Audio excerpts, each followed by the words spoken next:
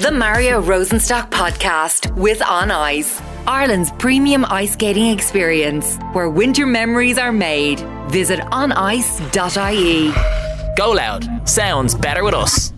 Coming up on this episode of the Mario Rosenstock podcast. I decided then to give it a go, and I had to think of some name that was going to be catchy. Mm-hmm. And I had to think of somebody who was going to be that person. Mm-hmm. I had different ideas, like had to have the word mattress in it. Go on, what were your ideas? Mattress Mickey, Mickey's Mattresses, and one or two other ones very which I won't repeat.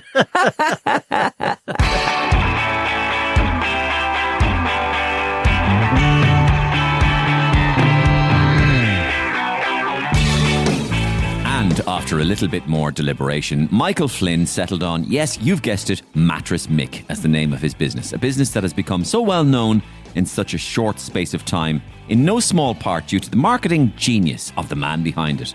Michael Flynn, aka Mattress Mick, has a great story to tell. He's a true entrepreneur at heart and thrives off the cut and thrust of business. He has a very successful company now, but this wasn't always the case, and he has his fair share of very tough times to tell about, including when he had to sell his family home to pay his debts. In our chat, he tells me about the highs and lows of his life and business, some of the hilarious guerrilla marketing campaigns he has come up with, including, of course, where the whole idea of the character Mattress Mick came from in the first place, and loads more. And I put a big 16 by 16 foot sign up on both directions. And I was very, very fortunate. The great Stephen Fry noticed it. And he did a tweet about who the hell is Mattress Mick? Who the hell is Mattress Mick? Yeah. And it exploded. They don't want the cheap mattress anymore. They're looking for the upgraded mattress. Yeah. People now know to invest in a good mattress is for their own health. They're not going to be suffering with back issues or whatever it might 100%. be. And they're not afraid to spend the money. When we visited the orphanage the first time, though, I found it very sad because there were kids outside shouting, Mama, Papa, Mama, Papa. Oh, yeah. no. They thought we were coming for one of them. Oh, my God. Don't be afraid to follow your dreams and do what you think. Have tunnel vision towards your own goals. If you have an idea, go for it. Don't be afraid. And don't ever be afraid to fail. I would not be sitting here today with you unless I failed. Mick will also be telling me about his new book called Bouncing Back, Memoirs of a Mattress Salesman. Right after we cross over to the Mario Rosenstock podcast hotline. Mick is such a well-known guy, you see, that so when I put it out there on my socials that he was coming in for a chat, the voicemails started to literally pour in. Hi, you've reached the Mario Rosenstock podcast. Please leave a message. Mick, this is Matt Cooper here. I just want to thank you for your help the other day when I was in your mattress shop looking for mattresses for Ivan. As you know, Ivan has a very bad back, and we were going to record a podcast this Saturday. Oh, that's much better. And I wanted Ivan to be able to lie down to secure his bad back, and he is delighted with the mattress. Matt, this bed is just wonderful. No, Ivan, I can't. Join me in the mattress. Matt. Ivan, cover yourself up, for Come God's on, sake. get into your little kimono and show me. Oh, you're a dirty thing. Okay. Jump in there, Matt. This is outgoing President Michael D. Higgins. Mattress Mick, I was wondering if, well, as you know, I'm out of a job in the next couple of weeks. I've had rather extensive experience with mattresses, living in a large house for the last 14 years, and revolving and rotating my own mattress up to 46 times a year with my wife Sabina. I've also had experience in dealing with mattresses for dignitaries in the past. I have the relevant experience for any mattress requirements that you may require. Email mixerthepost1945 at hotmail.com if interested. Thank you. Hi, Mick. This is Miriam O'Callaghan here. Thanks for everything you've done for mattresses, genuinely. I was thinking of changing it up on prime time. We're really not getting enough juice out of politicians, and I was thinking if we could make the interviews more intimate. Maybe we might be able to squeeze a bit more out of these politicians. Remember the big breakfast years ago when they used to do it on the bed together? I'm just trying it out on a certain minister now. Minister loved the PJs. Are they from Hugo Boss Loungewear collection? Well- Anyway, what about the 3 million that went missing from the department budget? Yes. Was that a little bit of walking around money you squirreled away for yourself, you little minx? No, it was me, Miriam. I took the money for myself. You see, Mick, it works perfectly. Could we order 11 mattresses for RTE, please? And exclusive comedy every week on the Mario Rosenstock podcast. Please just tell one other person about this podcast if you like it. That's all I ask. You can suggest characters for sketches. You can suggest sketch ideas. You can come and see me on tour. I'm just coming to the end of my autumn tour at the moment. Last gigs remaining in Wexford, National Opera House, Derry in the Millennium Forum, and the final gig in Leisureland, Galway on November 29th. You can see me in action live. The last few chances to catch my Gift Grub Live 25 show. And of course, I would like to thank our great sponsor, On Ice. Ireland's premium ice skating experience returns this winter season and is bringing back the magic of ice skating nationwide this festive season, with locations in Dundrum and Swords, in Dublin, in the Marina Market in Cork, as well as locations in Waterford and Limerick. Enjoy Ireland's #1 festive and family entertainment this Christmas. Grab your tickets now at onice.ie. And I'm heading down myself in the next couple of weeks with a bunch of kids on a play date. And we're going to run riot down there at On Ice in Dundrum. And I'm really looking forward to the experience. Onice.ie, Ireland's premium ice skating experience this winter season. So, Michael Flynn, a.k.a. Mattress Mick, has been waiting patiently over in the GoLoud studio. Not on a bed, but in a comfy seat. So let's cross straight over and kick things off. This was not the first time Mick and I had met. The first time was, let's say, a little less conventional. We met in my shop in Pearse Street. We were asked, could we give you the use of the shop for a period of time to do a takeoff of Miriam O'Callaghan. Yeah. I broke my heart laughing when that happened because we had a green screen at the back of the shop where we used to do the videos with my colleague Paul Kelly. Yeah. And I really enjoyed that experience. Yeah. Seeing you walking down the shop imitating Miriam. Yeah, it was very good. I don't know how many years ago it was now. I think could be. Oh, I do. It would have been about 2012. Was it that long Yeah, ago? yeah. Wow. Yeah. I wouldn't have said that. Well, I know because I know what I was doing around then. So yeah. Yeah, okay. Well, it was very enjoyable. Yeah. And it was great the fact that the shop was in the. Yeah, and of course you would just be sort of, I think, become Mattress Mick, if you like, right? That's right. So what the hell was Mattress Mick? I mean, Mattress Mick, how did it come about? Well, I was always in the furniture trade, and in 0809, I had up to 0809, I had a shop in the Northside Shopping Centre, and I also had Pearse Street. But in 0809, things just took a big dive in my life and in my business. Because of the economy. Because of the economy. So I had to eventually just liquidate that particular company. But I made a huge mistake because before I liquidated, I kept ploughing whatever reserves into the business, thinking I could make it work. But it was throwing money literally away. Good money after bad. Yeah, it was. So when I liquidated that, I had Pearse Street and I had a warehouse out in Coolock, which was outside my liquidation. They were my own and it wasn't part of the limited company. So I decided that after closing Northside, after going through the liquidation, I decided, what do I do now? I kept saying to myself, I failed, but I'm not a failure. So I decided I would look at my business, and in the original business, we were selling more beds and mattresses than sofas and tables and chairs. And I realised that there was no bed shop or dedicated bed shop in Dublin. Go away. No, there wasn't. There were a lot of furniture shops selling beds. Yes. But there was no dedicated bed shop. Okay. And I realised this. So I decided, with the help of my suppliers, or some of my suppliers, now some of them were a little bit nasty with me over the liquidation. Of course. But most of them were friendly enough. I formed this business called Beds Plus. Now, Beds Plus, I put that over the shop in Pearse Street. I put it over the shop in Coolock. It went very well, but not well enough for me because it just hadn't got the right ring about it. Beds Plus. Yeah. Yeah. It was good, but it wasn't great. Okay. And I decided, what do I do here now? So I happened to come across on television, I think it was on television anyway, this American idea of the guy selling cars and selling motorbikes and selling clothes in a different way. So I started thinking, why don't we do something like that in Ireland? Again, nobody was doing it. This putting yourself out there. So I said, right. You're right. Nobody was doing it. Nobody was doing it, no. And I decided then to give it a go. And I had to think of some name that was going to be catchy. Mm-hmm. And I had to think of somebody who was going to be that person. Mm-hmm. So the first thing I thought about was the name. And I had different ideas, like had to have the word mattress in it. Go on, what were your ideas? Mattress Mickey, Mickey's Mattresses. Okay.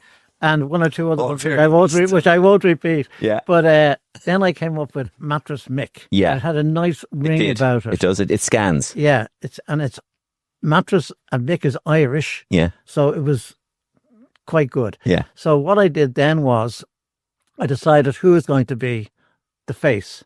I had three choices. Yeah. I could get a cartoon made of this individual or this person, Mattress Mick. I could have got an actor, or I had me. And I said, well, why not me? I'm the cheapest. I'm probably the best looking. I have the long hair, a bit different, the glasses and whatever. So I decided to use me. And I got a friend of mine, take a photograph of me standing with my hand out. This was my trademark, my hand out. And I formed a company called Mattress Mick. You even formed a company, yeah, okay. Yeah, well, I registered a business name. Called Mattress Mick. Yeah. And what I did was then I registered the name as a trademark for both Ireland, England and Europe. So I have a registered trademark of Mattress Mick. So it began to work. And what I did with not having a lot of money. When you say it began to work, what the beds company began to work? The bed company. But what began to work when you... What I did was to get the thing off the ground or to launch it, I put posters everywhere around Dublin. Okay. Literally Which everywhere. cost money. Well, I just put them. Oh, right. I didn't really care. It's what I would call guerilla marketing. Guerilla marketing. And these posters were colour posters of yourself, Mattress Mick. Yeah, they were yellow background and me in a green and black blazer and red writing. And I put them everywhere, on empty shop fronts, on lampposts, in fact, everywhere. And would you believe I got more summonses from Dublin City Council and I never paid one of them. Yeah, for posting bills. Yeah, for litter. For littering. They called me litter. Yeah. I couldn't believe it. But for putting them on post-up thing. Yeah. And I got these summonses and these fines and I went to court. I didn't pay any of them. I went to court and I defended myself and I got away with every single one. Did you? Yes, I did. On the basis of? Well, I was explained to the judge that I was trying to get my business going. It was the only way I could do it. The judge was sympathetic. Sympathetic, yeah. And it was great. But I was very fortunate. I put a big sign up at the Five Lamps. There was an empty corner space at the Five Lamps. And I put a big 16 by 16 foot sign up on both directions. And I was very, very fortunate. The great Stephen Fry noticed it. And he did a tweet about who the hell is Mattress Mick? Who the hell is Mattress Mick? Yeah. And it exploded. It went viral. Oh, yeah. It gave me a great... So the Stephen Fry connection just gave you a little kick. Oh, a big kick. Did it? It really did. It really worked because I got great response to it. It went viral. Yeah. And people were saying, God, this guy must have something. And it helped the business. And soon after that tweet went up, my sales went up as well. Wow. Yeah. Did they? So really, you owe Stephen Fry a good bed. Well, I did offer him a mattress, but he never took it up. Did he not? No. Yeah. We tried. He was doing some gig here in Ireland, and we tried to contact him. Yeah. But we put it up on social media. Look, thanks for everything, Stephen. There's a mattress waiting for you. Yeah. In Dublin. Yeah. Anyway, we never heard any more from him. Yeah. But it was a great boost to the brand. It was a great boost to my ego. Yeah. It gave me more confidence to put myself out there even more. So you had posters. Yes. And then the tweet. Yes. What else happened then? Well, RTE were doing a programme. It was called Wagon's Den. I don't know if you remember. Yes, Catherine Lynch. Catherine Lynch. She was doing an interview with two ladies who were married to footballers in England. Yeah.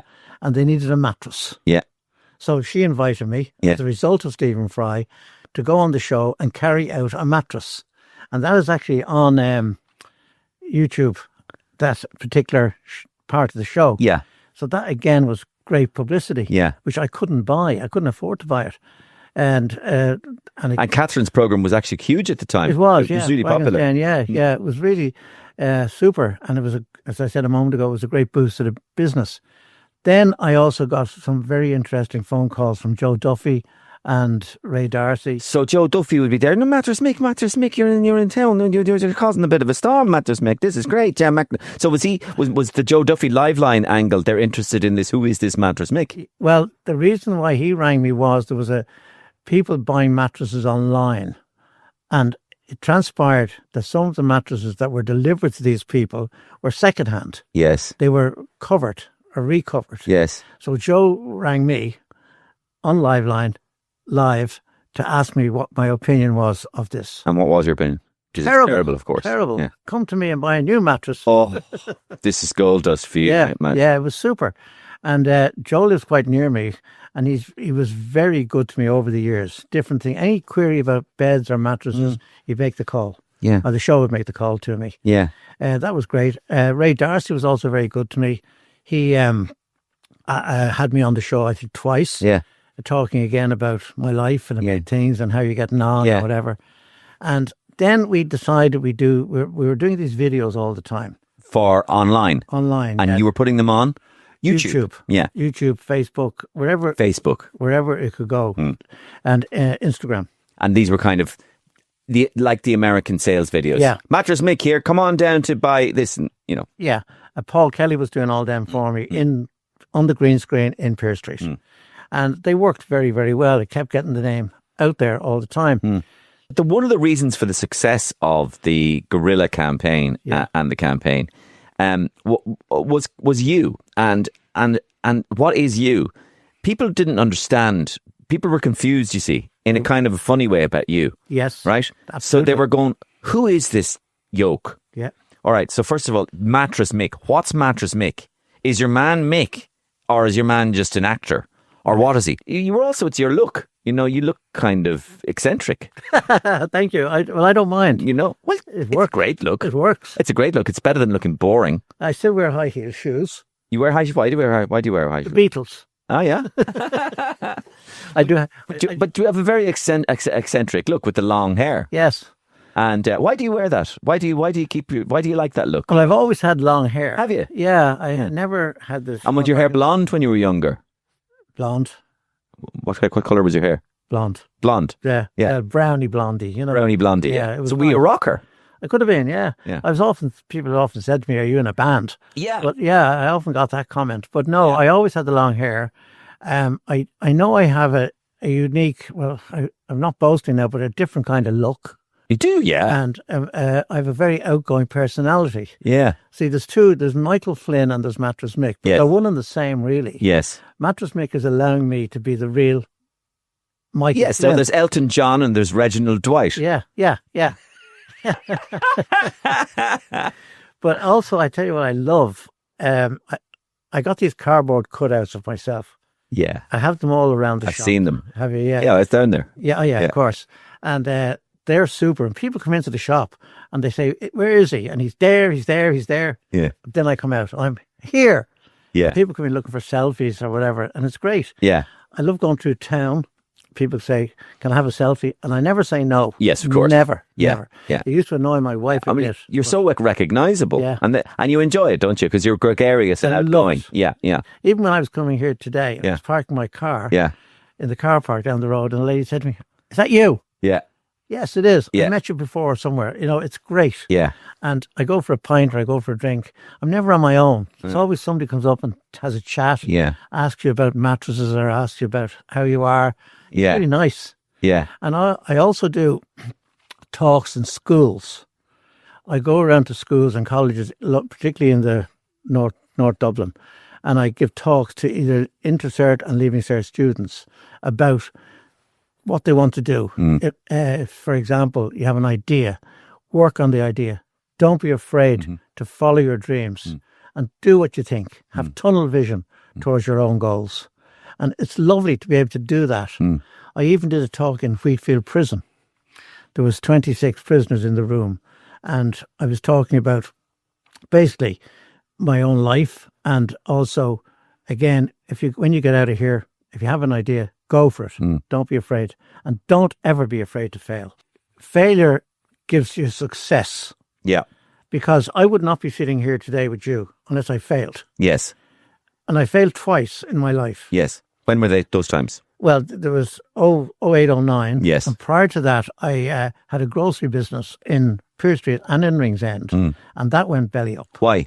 Because I was out enjoying myself in Leeson Street, having the fun, took my eye off the ball, and I was robbed.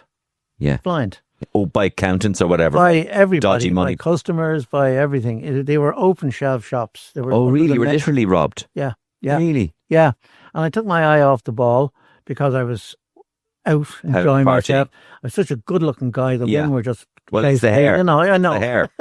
It's the Led Zeppelin hair. Yeah. But it was... that was a second failure, and I actually had to sell my house in Sandymount to clear up what was left behind. Yeah. And what I did was I owed people X amount of money. I went around to them all and I said, I owe you X amount. I'm prepared to sell my home, provided you accept, we say, 5,000 off of 10,000 because I'm not going to sell it unless I have a clean slate. Yeah. They all agreed. Yeah. So I sold the house in Sandymount and I continued in my life.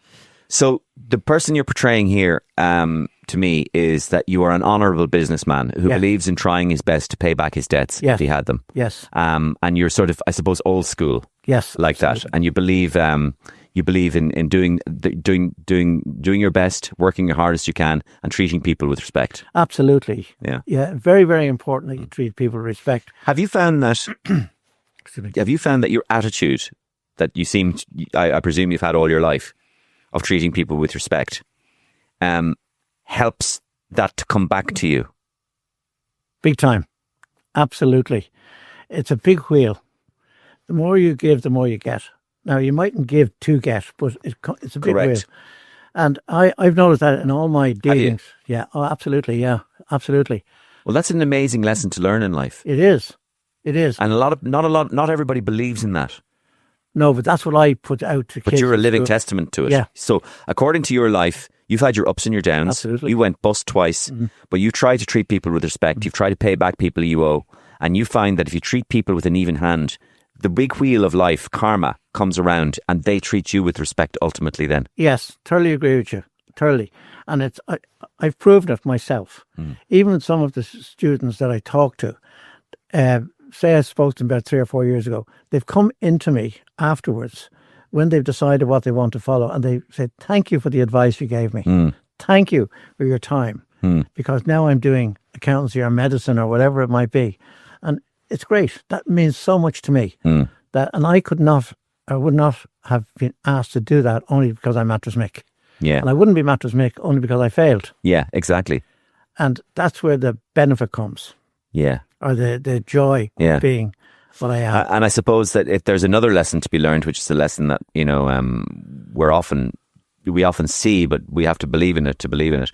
And that's the kind of the Rocky Balboa thing. And the Rocky Balboa thing, I think, was in the actual film called Rocky Balboa. It was about the 6th one or 5th one, where he makes this speech about, it was a really good speech about, it's not how many times you get put down. It's about how many times you're prepared to get up. That's right, yeah. And so the more times you're prepared to get up, the more the more success you will find, and the more because you'll learn about yourself as well, and you'll become more resilient each time you get up. You'll learn, I'm never going down, never. They're never going to get me down. Well, not again in my case anyway. I couldn't. I don't think I could deal with another down at my age. And I think I've done my purgatory. But I just love giving. Yeah. And I love helping. Yeah. I love being part of the community. And it means so much. And you're very youthful as well. Yeah. You're very youthful because there is a kind of a thing that with people, you can tell. I mean, you're 74. Yeah. But you're very youthful. Yeah. And part of that is your community, I think, your community feel. And they say, of course, that the more a person is involved with the community in their lives, the younger they're going to be. I didn't know that. Oh, yeah. It's one of the secrets to longevity. Really? Yeah. One of the things that makes people old and eventually wither and die is stepping back from community and becoming lonely and isolated. Yeah. It's the people that stay with the community. That's why you find an awful lot of Japanese communities. People in Japan live to very, very old ages. Right. And it's not just because of great diets or eating sushi. It's because after they get old people, the culture, older people, the culture in Japan is that they then become more members of the community. They chip in and help in the community. They don't withdraw into themselves. That's very interesting. I wasn't aware of that. Yeah, it is. Look it up about Japanese and also, for example, in a lot of Italian rural cultures, people live to very, very old ages. And it's because of the mamma mia, the mamas, the grandmamas and everything. They are brought back into the family. They're taught to mind the grandchildren and to, make stuff and play games and stuff and help the grandchildren with homework. So the older members of the family are very much meshed into the community. Right. And so the word community, volunteerism, for example, the idea of volunteering, people who do that live longer. Really? Yes. Yeah. So it's being a part of your community. Let's talk briefly about mattresses. Yes. What makes a good mattress? Well, a mattress to me is your best friend, okay? And everybody is different. But what I would suggest, I think the most suitable mattress for anybody is a firm spring, a nice firm spring with a nice, on top of the springs you have a lovely layer of foam and some fibre, which gives you the soft effect, but you're not sinking into the mattress. And most of the mattresses nowadays you don't turn them. You can just rotate them because the springs are at the bottom. They're not two-sided. So the idea is to rotate the mattress, I suggest, every season, 4 times a year, because if there's 2 people in the bed, one could be 10 stone, the other could be 20 stone. And people sleep on the same side of the bed every night. They do. So the guy or the woman, the heavier one, the mattress will sink. By rotating it, it gives the springs even wear. So a lot of people don't realise that. So you rotate your mattress, Or four times a year, Well, I notice, because in my one, obviously, sometimes I look at my mattress and there's a big dent in my side of the mattress, and my wife's side of the mattress, there's no dent. Oh, rotate it. Yeah, exactly. She's only small. Yeah, well, that's the answer. And there's a big trough on my side of the mattress. Right. Yeah. And what's the most expensive mattress you have, Mick? The most expensive one we sell, my competitors will sell it a lot more expensive. I'm not going to mention my competitors, but the dearest we say king size mattress, which is 5 foot in width, 6'6" in length. I sell for €1,395. That's not expensive. No, but I get volume. Yeah. I give value. Yeah. Because I'm the best. He's selling. You're in sales mode. So the person I meet here, you is a very positive person, and as I said, you're very outgoing and gregarious, and you like being recognised, and you like doing selfies and everything. But in the last few years, you've had a lot of sadness in your life. Yes, particularly in the last 5 years. First of all, my dad died when I was 19. Yeah. So I had to take over basically the family business. Yeah. So he died very young. He did. He was only 47. How did he die? He had emphysema. Yeah. Was the disease he died. Jesus, that must have been chronic. It was horrible, but there was no cure for it then. There was no inhalers and everything and antibiotics, there was antibiotics probably, but there was no. He couldn't deal with it. No, couldn't deal with it. No, and he smoked. What did he smoke? John Player. John Player Blue. No, the untipped ones. The John Player, the white ones. Yeah, the white box. Yeah, the white box. Yeah. So he died when I was 19, and at that time, did he drink a pint as well? He enjoyed a pint down in the local pub because we were living in Pearse Street at the time. The local pub was Moroney's on the corner. Yeah, it's still there, is it? It's not called Moroney's, but the pub is still there. What's it called? The Pearse Tavern. Okay. Yeah, and he would go down there and he'd have a pint or a bottle of stout, actually, and a whiskey. Yeah. That was the chaser, the little chaser. Yeah. So he wasn't. I think you're almost implying he wasn't a massive heavy drinker. He wasn't really. No. It was more of the smokes. The smokes and the emphysema. Yeah, the emphysema that killed him. And did you inherit any of the bronchial issues? No, I didn't. No, I'm quite healthy that way. Good. Thank God. Well, I did smoke. Yeah, but I gave them up 27 years ago now. What did you smoke? John Player Blue, actually. John Player Blue, right? No, I gave them up in the year 2000, 2000, Yeah. sorry, that was 25 years ago. Yeah. And the best thing I ever did. Yeah. Best thing I ever did. Yeah. But my sister, my mum died then in 85. And then my sister Mary, who worked with me for the last 40 years, or up to for 40 years, died in 2020. Yeah. My brother, during the pandemic? just before the pandemic. She died in January 20. It was nothing to do with the pandemic? No, she was lucky in that respect because the pandemic started in March. Yeah. Then my brother Brian, who I had a taxi business too many years ago, and he would look after that for me. He'd look after all the various bits and pieces. He passed away in 21 in the pandemic, due to the pandemic. Oh, he passed away with the lung thing, was it? Oh, I'm so And sorry. that was tough because we couldn't go in to see him in hospital. Yes. This funeral was awful. Yes. It wasn't very nice. My wife passed away in 23. Yes. She was only 62. Oh, I'm sorry to hear that. Yeah. How did that happen, Mick? Cancer. Oh, I'm sorry. Yeah, and she was only diagnosed in November 22. Do you mind me asking, were you guys really close? I mean, yeah, we were together for 40 years. Yeah. When I had the shop, one of the grocery shops, she came to work for me. Yeah. And we just built up a romance. Yeah. We had a daughter, Michelle, who is now 39. Yeah. And she is a psychotherapist and a very successful psychotherapist. Then we had issues having more children. Yeah. So we adopted a baby from Russia. I know. I read this in the notes. Marina, yeah. And she's 30 years of age now. How did this happen? Tell me the process. Well, we as I said a moment ago, we just couldn't have any more children. Yeah. So rather than keep me on trying, we decided we'd adopt. And we were very actively involved in the Chernobyl Children's Project with 80 Roach. 80 Roach, yeah. So we used to take in kids from Chernobyl into our home. Wow. For maybe 6 weeks during the summertime. 80 would bring them over. Wow. And they would be put into different houses, always two at a time. Yeah. So we took them in and we thoroughly enjoyed their company. It was really great. And the interaction then with the whole community, the whole Russian thing was lovely. So we decided we'd adopt and we decided the country of choice was going to be Russia, simply because we had the connection. Yeah. And we went through the process with the Eastern Health Board, which I found terribly intrusive. I found it difficult and intrusive because the questions and stuff we were asked were, I think, totally unnecessary. Yeah. But I won't go into the details. Sure, gotcha. I can imagine. Yeah, horrible.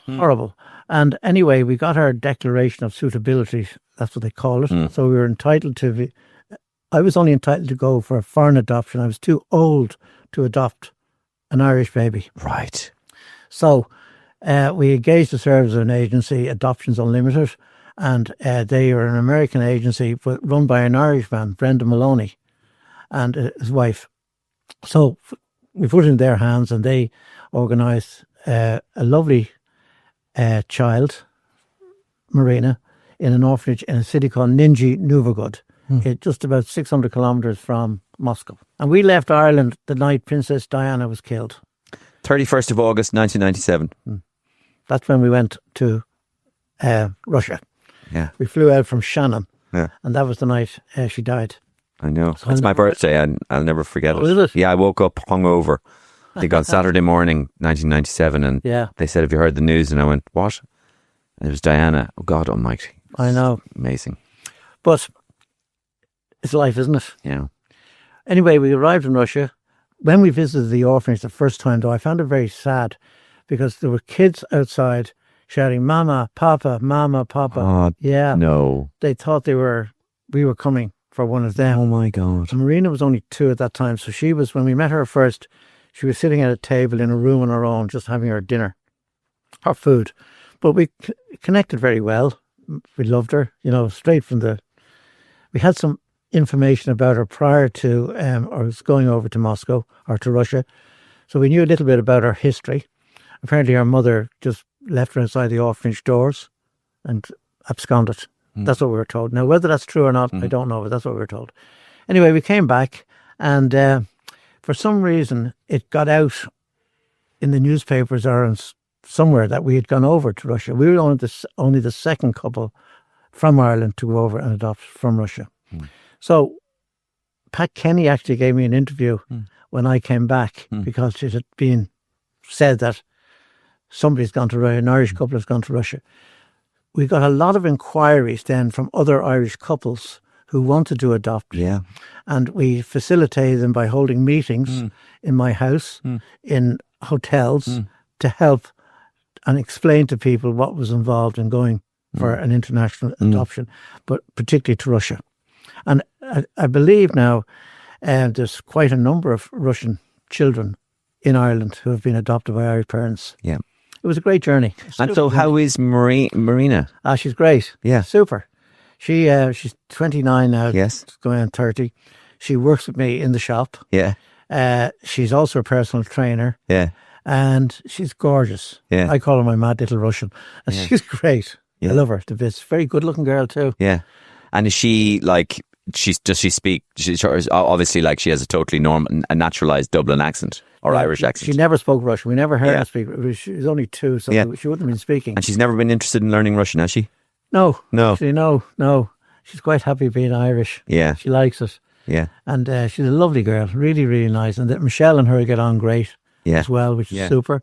And when Margaret passed, she was very, very upset. Marina was, because she claims, I've lost 2 mums. My birth mum and now my adopted mum. So she went for a little bit of talk to people, and she's dealing with it. Yeah. Yeah. The other thing in that came up in the notes, Mick, was you were in Coolock, and I think you were pictured with a sign, concerned parents. That's right. What was it? Concerned parents against, what was it? No, it was to do with the Crown Paints, where it was thought that the Crown Paints site was going to be used as a refugee. Now, it had come out that we were putting some beds into that facility. So I went around to the people who I knew, and I said categorically, no, we didn't put the beds in, and I'm here to just hold my hands up and be honest with you guys. So they said, fair enough, thank you very much. They asked me for a photograph. I said, yeah, of course. But that photograph has caused a little bit of problems here and there. But I don't care. I don't care. Sure. You know, it's I did nothing wrong. I mean, from the notes, I got the sense that you can go as far as with this if you want to, as far as you want to with this. But I got that you are pro-immigration. Yeah. But I suppose now I'm not going to put words into your mouth. I'll put words into my own mouth. But I suppose not ad infinitum, and not just, let's say, allowing any person in who's unvetted. No, we are a country. I think people should be vetted. I think it's an open world. I love the international community in Dublin. I think it has changed Dublin, both in food, restaurants, cultures, everything. I've no problem with it at all once it's done properly. Yeah.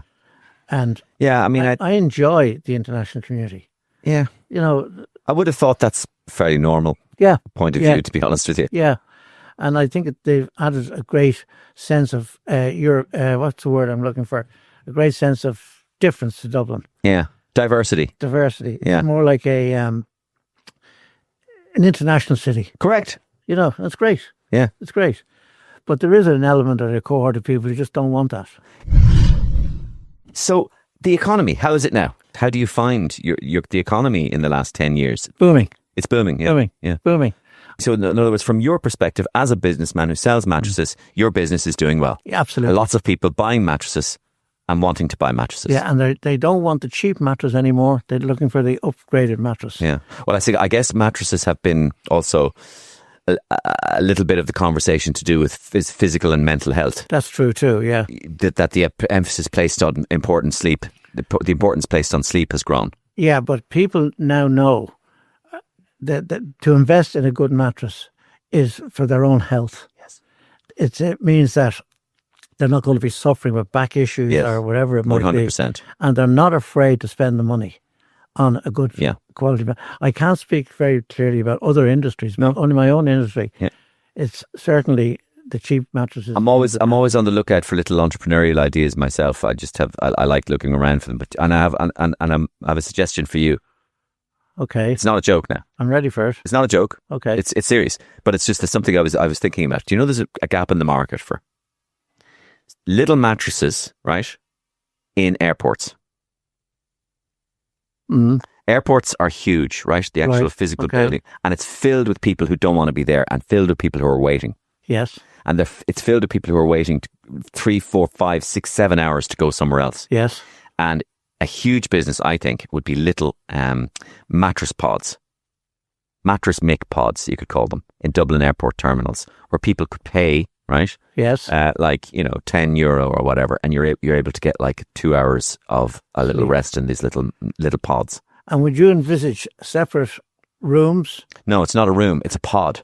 So it's like almost like not a coffin, but like Oh, right. Okay. like a little telephone box thing that you just pull over yourself, Okay. right? So Yeah. you could plug in your phone, Very good, yeah. plug in your phone, right? Yeah. Listen to the radio, Yeah. but it's like it's a mattress, and you can lie down fully, and but it's quite small. Yeah. So it's just the size of a 5'10" or 5'11". Yeah. And you can actually be refreshed and get up afterwards. It'd be different anyway, wouldn't it? Yeah, but I mean, Mattress Mick mattress pods in the airport would go down a storm. Your contract I'd contact the DAA. Your contract with the DAA would be massive. And then you could go, I'm doing Heathrow as well. It's an interesting idea, all right. It is. And I mean, think about it, because your market is constantly walking around the airport, Yeah. dying to lie down. Dying to lay down. Well, dying to lie. That's the name. Dying to lie down. Mattress Mick, dying to lie down on the way to Tokyo, but 6 hours to blow. Dying to lie down. That's Mattress good, isn't Mick, it? mattress pods, Dublin Airport. And am I right in saying you still have a taxi plate? I do, yeah. Do you use Absolutely. the bus lanes? Absolutely. Do you see this, Leanne? You avoid the traffic. Yes. You dirty thing, you. It's great. Do you know? Are you not obligated to pick up passengers? But, like, sometimes I'm not asked to. Like, I do pick up the odd one. Well, I tell you what I would pick up for fun and to keep myself in practice. If I see somebody going to the airport, or I see somebody going to Houston Station with a suitcase, I'll pick them up. But Do you? I do, yeah. That's particularly gas. on a Sunday. But I've tried picking up, ordinary, when I say ordinary people, just passengers. But I get slagged off. What are you doing driving a taxi, Mattress Mick? I know. Yeah. But You don't need the money. I have a plate. Yeah, I know. Full life. Legal. Yeah. Do you know who else has that? Yes, Michael. Michael O'Leary. Michael O'Leary. Yeah, he does. Michael O'Leary has a taxi plate. Yeah, I know. He's a great character. I like Michael O'Leary a lot. He is. Do you like him as a businessman? Yeah, I think he's brilliant. He's outspoken. Mm. He doesn't give a care in the world what he says. Yeah. I a great admiration for him. Yeah. But people compare me to Michael O'Leary, saying, "What are you doing driving a taxi like Michael O'Leary?" Yeah. You know. I know. But it's good. So now I'm making a contact, right? So we got Mattress Mick, and now we've got my idea for dying to lie down. Yes. Now we've got Mattress Michael O'Leary. I put an ad out. Feel like a kip?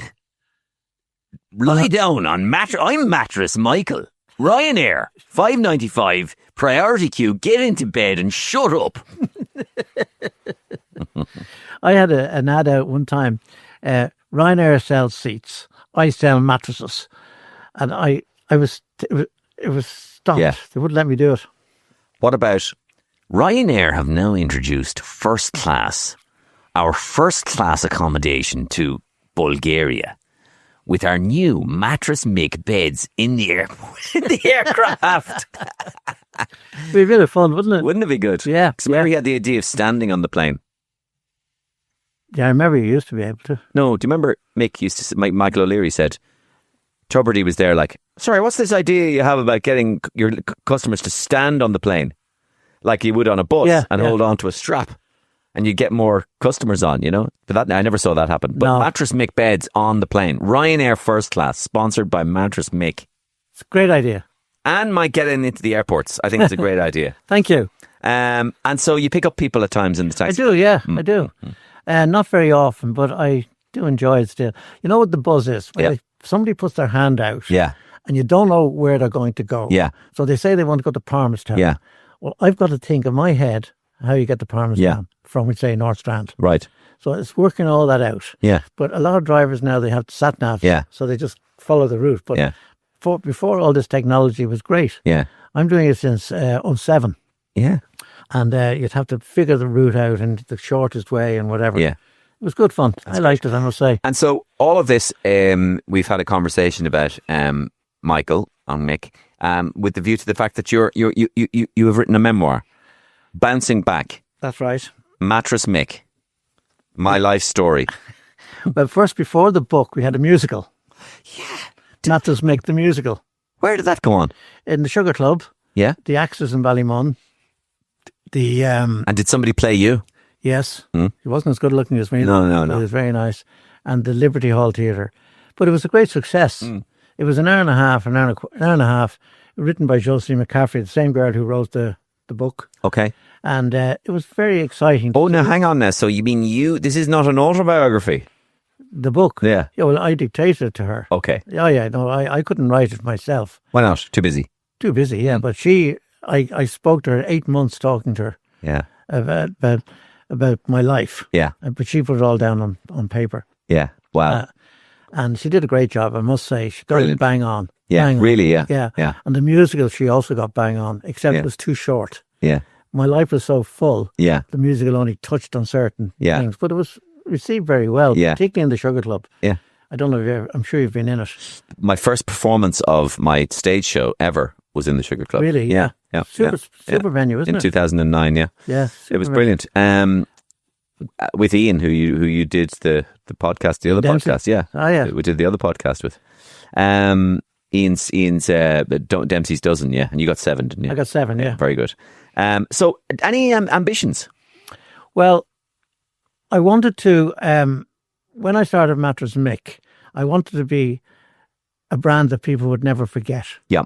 So, as I said to you earlier on, I registered Mattress Mick as a trademark. So I gave other retailers a license to trade as Mattress Mick. So we now have 10 shops around the country. Do you? Trading as Mattress Mick. Oh. I don't own them, but the brand is there. It's Donald Trump. You're trumping yourself. I know. You are. I know. I'm Mattress Mick. Trump mattresses. Yeah, Trump mattresses. So that was my way of getting the brand out there. Yeah. And it cost me nothing, and I had great fun doing it. Yeah. I'd go around to each of the shops every... What about pillows? What about Mattress Mick pillows? I have them. I have them. Oh, yes, thank you. Mm-hmm. They're very good value too. Mattress Mick electric blankets? No. Oh. No. Mattress Mick, what's the word? The little hot water bottles with your face on them? No, we're doing teddy bear. bears. Hair coming down the side? We're doing teddy bears next. Teddy bears. Mattress Mick teddy bears. Yeah. And we've cans of water. Mattress Mick cans of water. Okay. Which are very good, and we give them out to people. This is sounding very Trumpian. Do you think so? Yeah, you're starting to brand Mattress Mick steaks. It's not like Hector Gray.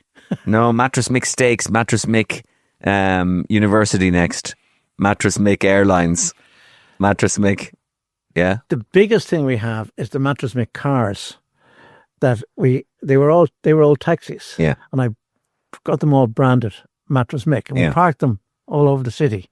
I have a guy who shunts them around. Yeah. That's been a great source of marketing and advertising. It's a selective guerrilla marketing. Exactly. What if I said to you, you don't look like a guy who's ever going to retire? Never. No, really? Never. Isn't that right? I can't retire. No, you don't can't. want to You retire. just keep going. Yeah. But that's what life is all about. I know, and that's what you said earlier on in the chat. Don't retire. No, I don't. Keep I can't going. retire. I can't keep being with people, keep talking and keep engaging. Because you love it. So yeah, why I would love you the engage? I love the Why would you disengage? Pardon? Why would you disengage from something you love doing? No, I don't want to. No. I don't want to. I could never sit back every morning and have nothing to do. No. I'd go mad. Of course you would. Yeah. I don't know where I'm going to end up, but no, retirement is not in my mindset at all. Well, I think a lot of people already see you as a breath of fresh air, and I've really enjoyed talking to you. And your memoir is Bouncing Back, the memoirs of a mattress salesman, Mattress Mick. Lovely to meet you. Thank you very, very much. Thank you so much. And my thanks to Mattress Mick, aka Michael Flynn, for coming in and telling me his fascinating story. My thanks, of course, to On Ice, our brilliant sponsor this season, onice.ie, for your premium skating experience, Dublin and around the country. And, of course, to you. Tell one other person if you can about this podcast, and see you same time, same place next week.